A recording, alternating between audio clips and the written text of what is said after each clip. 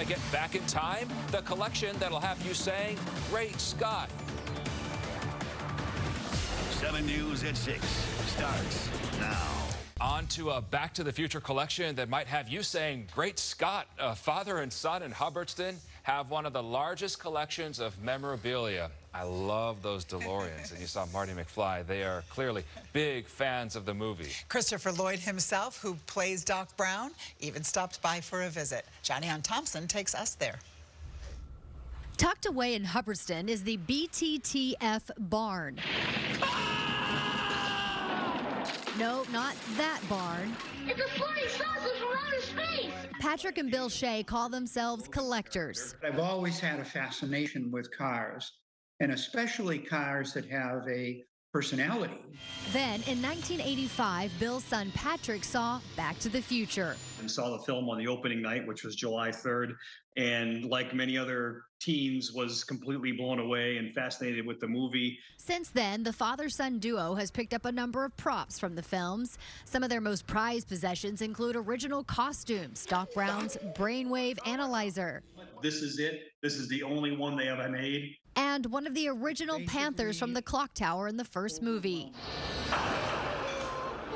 But both Bill and Patrick agree that it's their DeLoreans that are the main draw. Their first one had nothing to do with the movie, but they had some fun with it. But it was more than 10 years later when we bought our first accessory, and that is called the flux capacitor. We picked up one of those, we stuck it between the seats of the car, and the rest, as they say, is all history.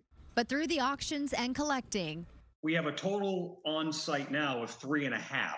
2 of them are indeed from the movie. The Part 3 Desert Hero car, and then we also have the what they refer to as the B car. The B car was in all 3 of the films, and it met its demise at the end of Part 3 when the train smashed into it, and it smashed it into a million pieces.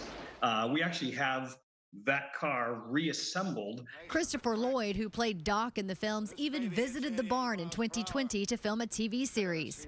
The first words out of his mouth were, "Great Scott!" The Shea say they plan to continue adding to their collection, so the next time you're in Hubbardston, take a trip into the past. You don't even need to hit 88 miles per hour to get there. This is kind of one of our pastimes and our passions.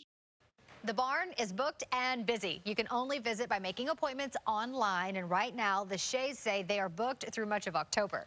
In the newsroom, Johnny Ann Thompson, 7 News.